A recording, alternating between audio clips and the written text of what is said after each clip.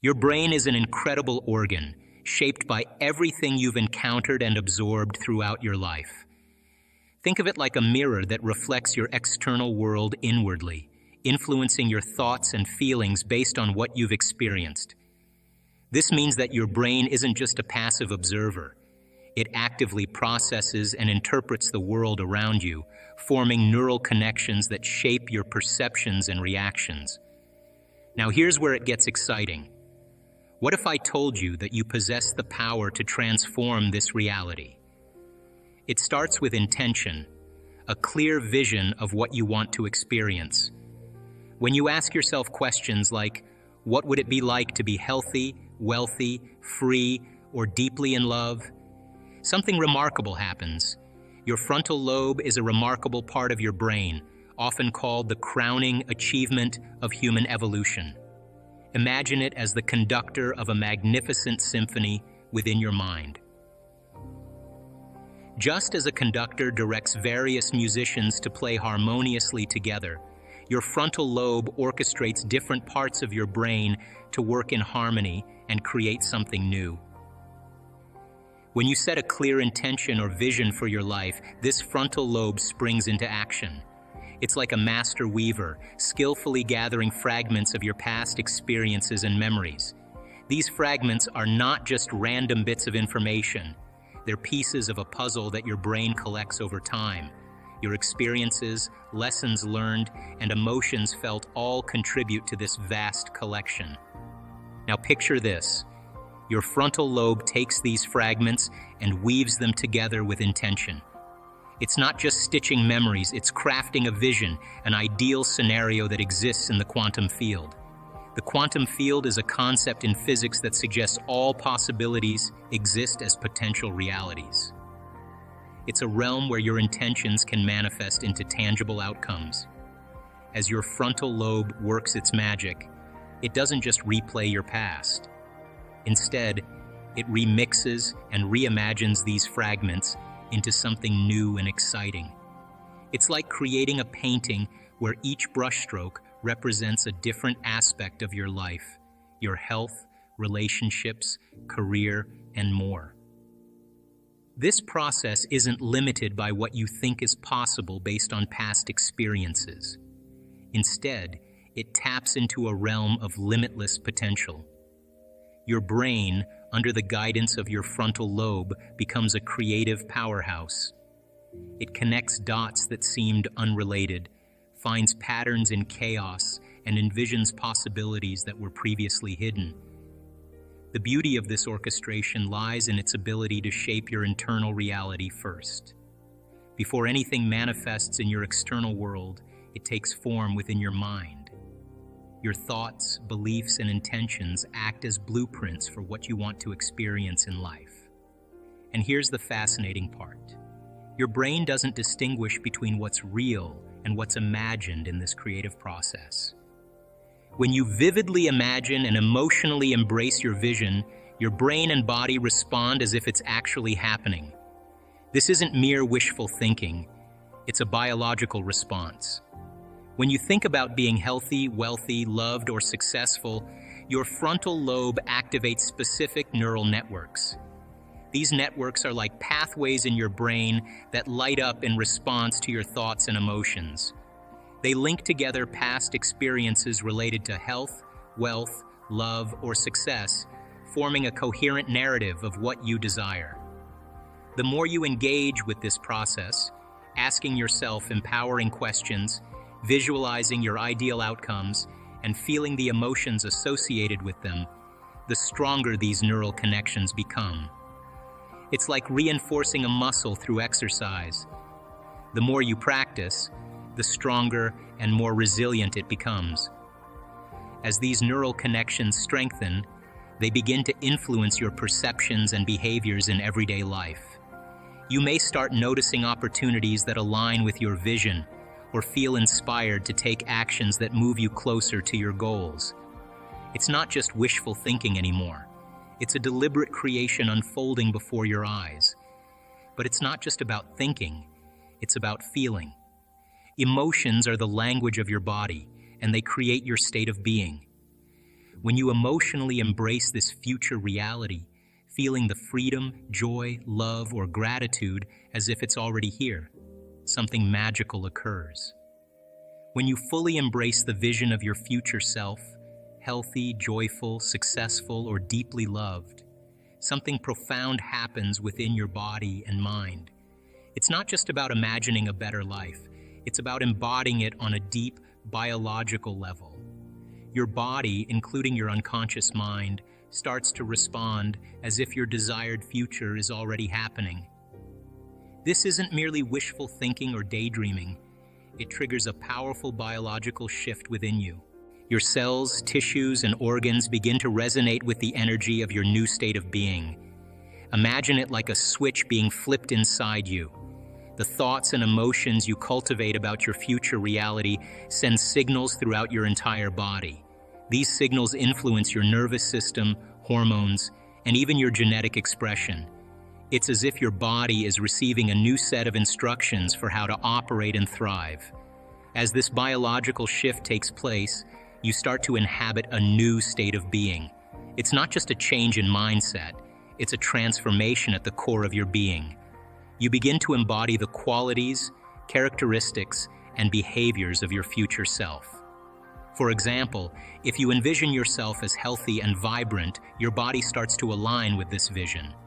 You may find yourself naturally drawn to healthier foods, feeling more motivated to exercise, or experiencing a greater sense of vitality. These changes aren't forced. They flow effortlessly from within as your body adjusts to its new reality. Similarly, if your vision includes abundance and success, your actions and decisions reflect this mindset. You may notice yourself taking bold steps towards your goals, feeling more confident in your abilities, and attracting opportunities that support your vision. This process isn't about pretending or forcing yourself to be someone you're not. It's about aligning your thoughts, emotions, and actions with the highest version of yourself, the person you truly aspire to be. As you consistently embody this new state of being, you naturally create a new personality. Your new personality isn't a complete departure from who you are. Rather, it's an evolution, a refinement of your true essence. It's about shedding old patterns and limitations that no longer serve you and embracing qualities that empower and uplift you. As your new personality takes shape, it naturally influences the reality around you. This isn't magic, it's the principle of resonance and attraction at work. The energy you radiate through your thoughts, feelings, and actions interacts with the energy of the universe. It's like tuning into a radio frequency. When you're in harmony with your desires, you attract experiences and opportunities that match your vibration. Our research has shown time and again that when you regulate your internal state, when you generate elevated emotions like joy and gratitude, not only does your brain become coherent, but so does your heart. And when both are coherent, you're in a state of alignment with the universe. So why don't we live like this every day? Well, for most of us, 70% of our waking time is spent under the influence of stress hormones. When you're stressed, you're in survival mode, focusing on external threats rather than internal possibilities. It's a state of being separate from your true potential. But here's the key. You have the power within yourself to change your life in profound ways. It all begins with recognizing that you can let go of the old patterns of stress and survival that have held you back. These patterns may have been ingrained over time, shaping how you respond to the world around you. But they do not define who you are or what you can become. To step into a new way of being, you must first make a conscious decision. This decision is more than just a fleeting thought. It's a firm intention that you set with clarity and determination. It's about saying to yourself, I am ready to change. I am ready to let go of what no longer serves me. When you make this decision, something incredible happens. It creates a surge of energy within you. This energy is like a wave of transformation that starts from deep within your mind and ripples outwards through your entire body. Your brain, which has been wired by years of experience and habit, begins to rewire itself. It forms new neural connections that align with your new vision of yourself and your life. Imagine your brain as a dynamic, adaptable organ that responds to the thoughts and intentions you feed it. When you consistently feed it thoughts of growth, healing, and possibility, it responds by reshaping its structure. This process is known as neuroplasticity, and it's the foundation of how we can change our habits, behaviors, and ultimately, our lives. Not only does your brain change, but your body also follows suit. Your body is a reflection of your mind, and as your mind shifts, your body responds accordingly. You may notice changes in your posture, your energy levels, and even your health. This is because your thoughts and emotions are intricately connected to your physical state. As you continue to reinforce this new way of thinking and being, you'll find that old habits and conditioning start to loosen their grip.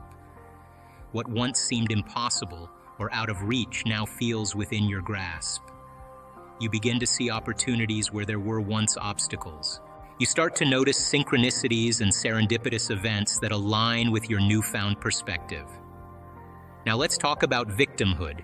Many people believe their emotions and thoughts are controlled by external circumstances, a person, a situation, or a condition. But this is an unconscious program. You are the creator of your reality, constantly shaping it through your thoughts and feelings.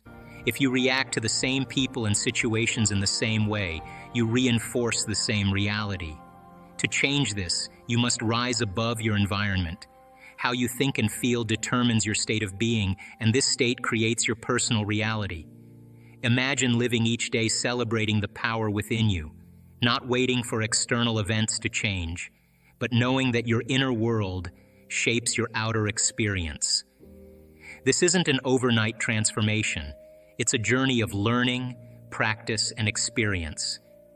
As you embark on your journey of transformation and align your thoughts and emotions with your desired outcomes, something remarkable begins to unfold. You start noticing synchronicities, those meaningful coincidences that seem to align perfectly with your intentions. These synchronicities are not mere chance occurrences. They are signs that you are in harmony with the flow of life. Imagine setting a clear intention for what you want to create in your life, whether it's a career change, improved relationships, better health, or personal growth. As you hold this vision in your mind and heart, you begin to see opportunities presenting themselves in unexpected ways. For example, you might meet someone who has valuable insights or connections related to your goals. Or perhaps you come across a book, article, or event that provides exactly the information or inspiration you need at that moment. These synchronicities serve as affirmations that you are on the right path, moving towards your desired outcomes. As these experiences unfold, you start to realize a profound truth. You are not just a passive bystander in your life. You are the creator of your reality. Your thoughts, beliefs, and actions shape the world around you in meaningful ways. In the past, you may have relied on external conditions or other people to define your happiness or success. You may have felt powerless or at the mercy of circumstances beyond your control. But now, as you witness synchronicities aligning with your new state of being, you begin to reclaim your power. You stop seeking validation or approval from others to feel worthy or fulfilled.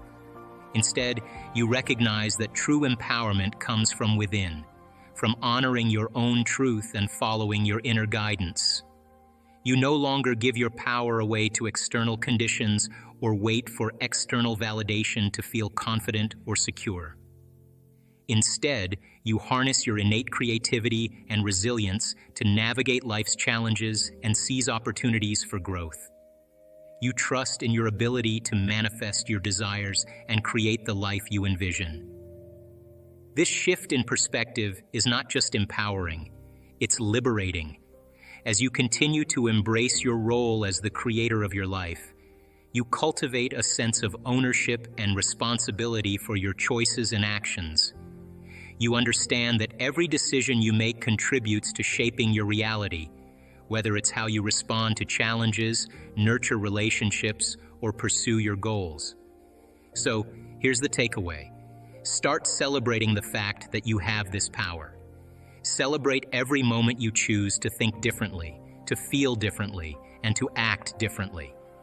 Each of these moments builds your electromagnetic field, giving you the energy to heal and create a new future.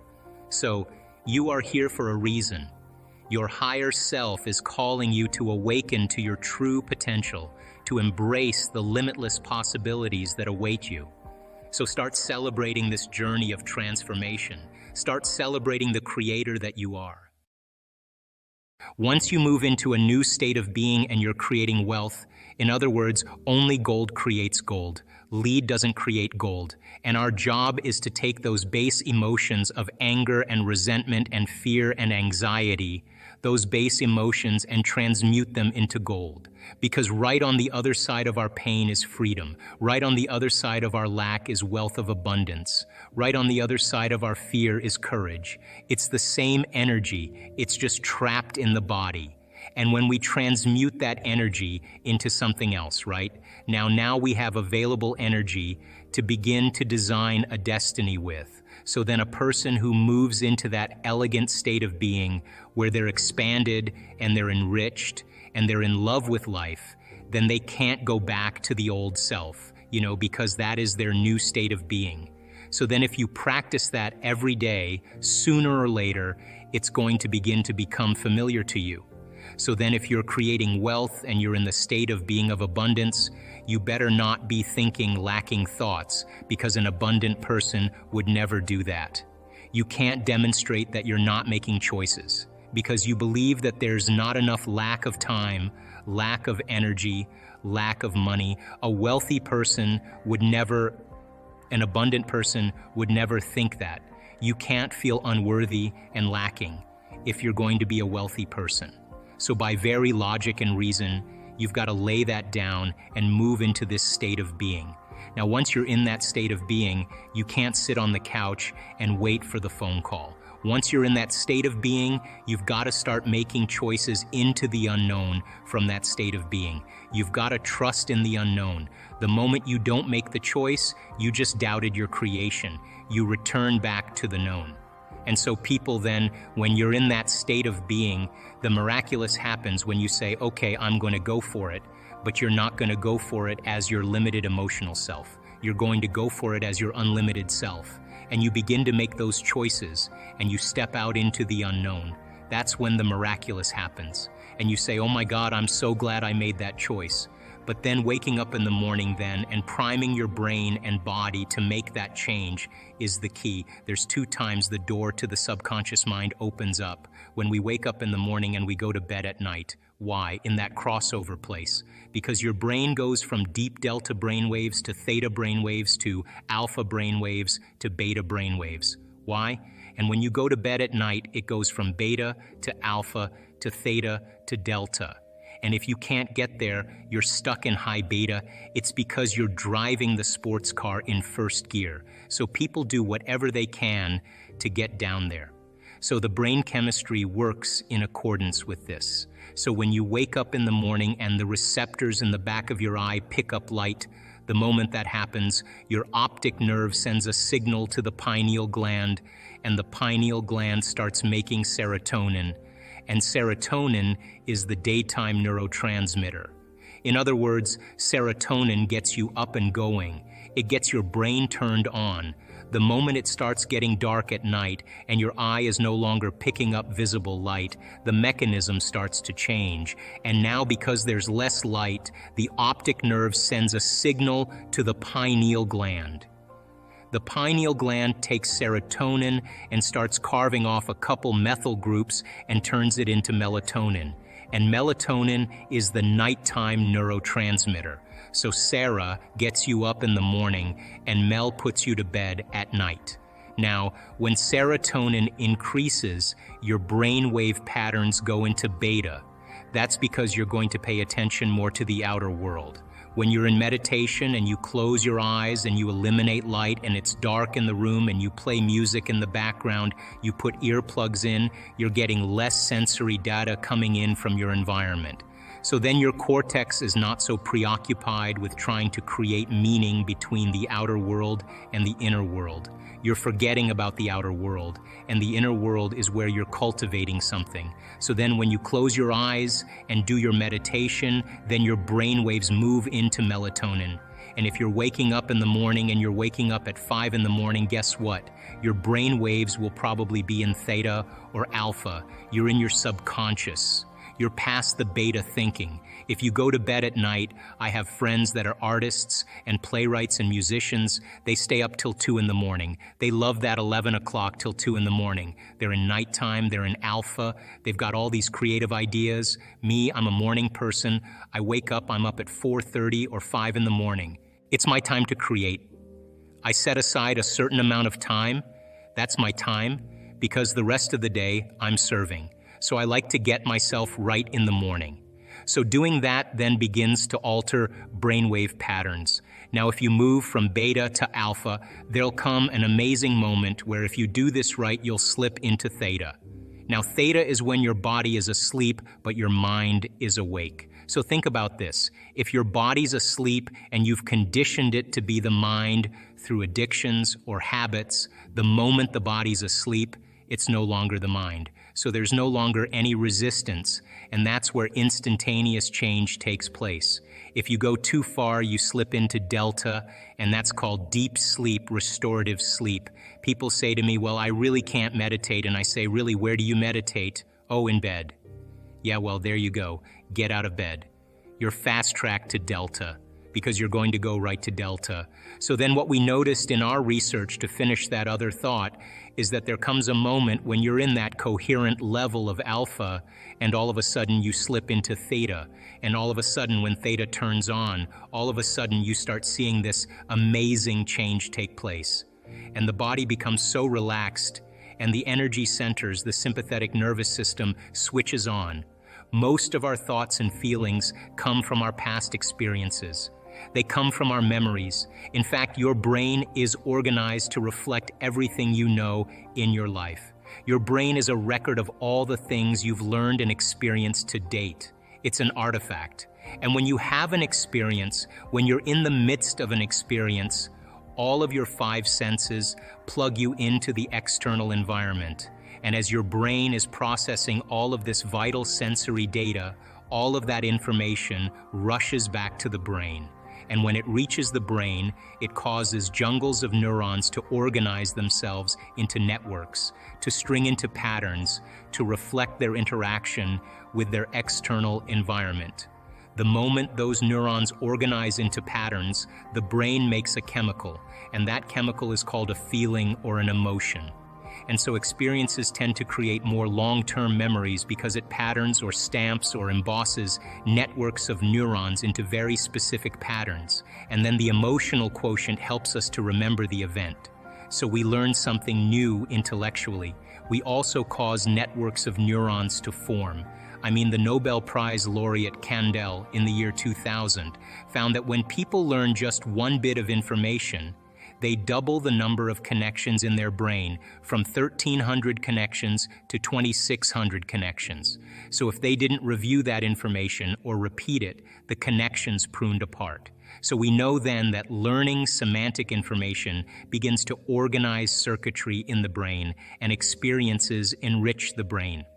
The end product of experience, of course, is the emotion, and it causes us to feel certain ways.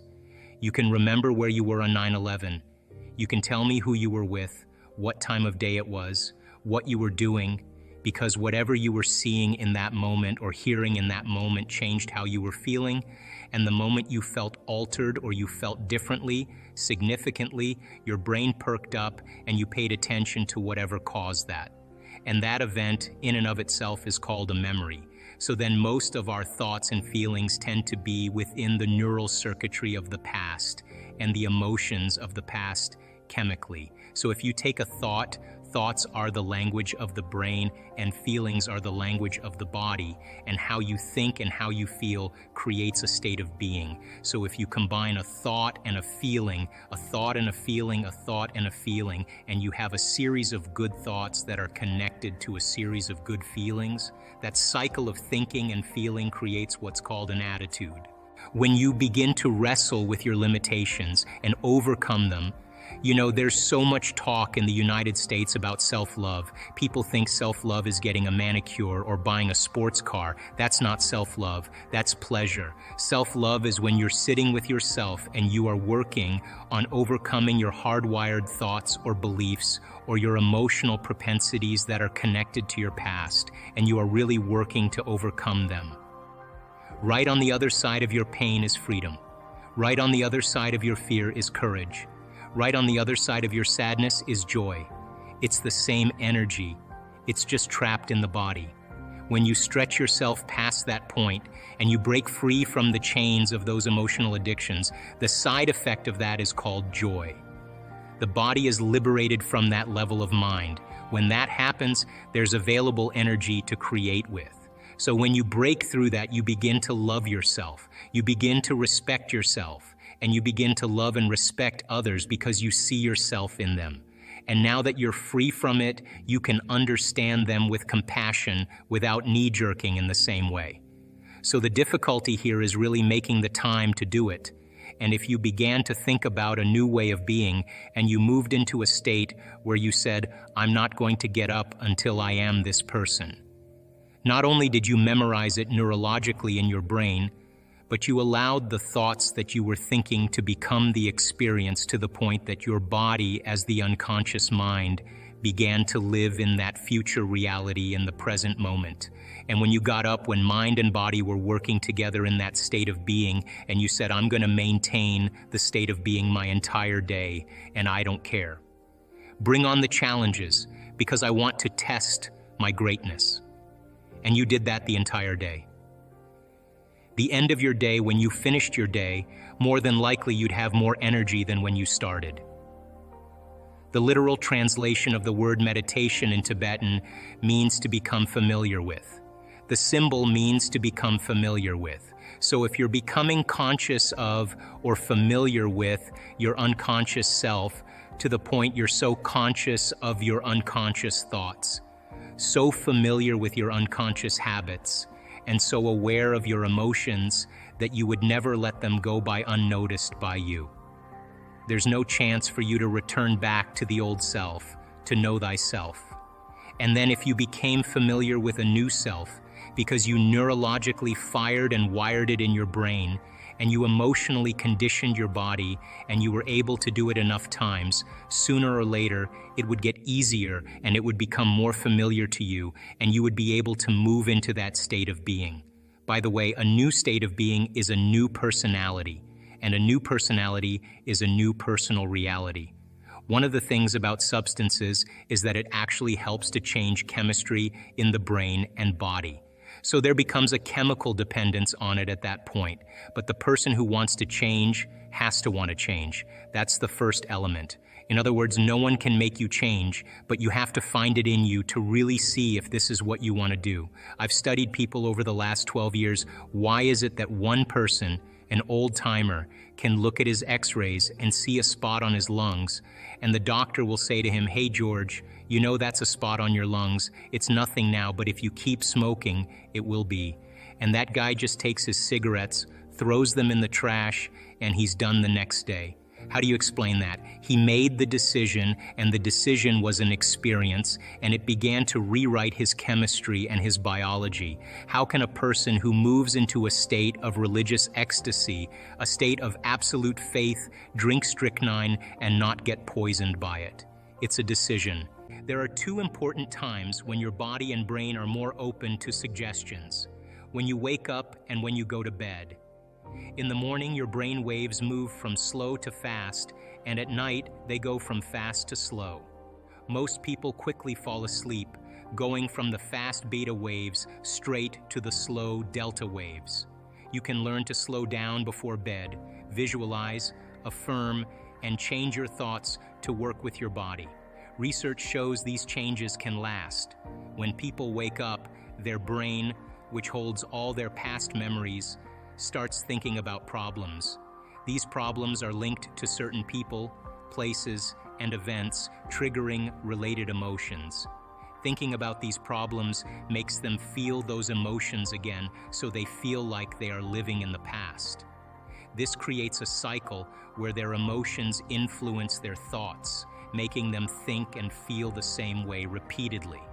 For example, if you feel like a failure, you'll think you're a failure, and this cycle continues until your body believes it. The body doesn't know the difference between real experiences and emotions created by thoughts.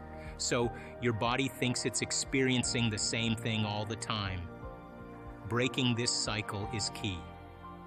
After waking up, if you think about your problems and feel the same emotions, you stay stuck in the past. This leads to a predictable future where you do the same things every day. You check your phone, social media, and email, and follow the same routines. Your body is on autopilot, dragging you into a future based on your past. To change this, you need to be in the present moment, not in the known past or predictable future. People often prefer the unhappiness they know over the uncertainty of change.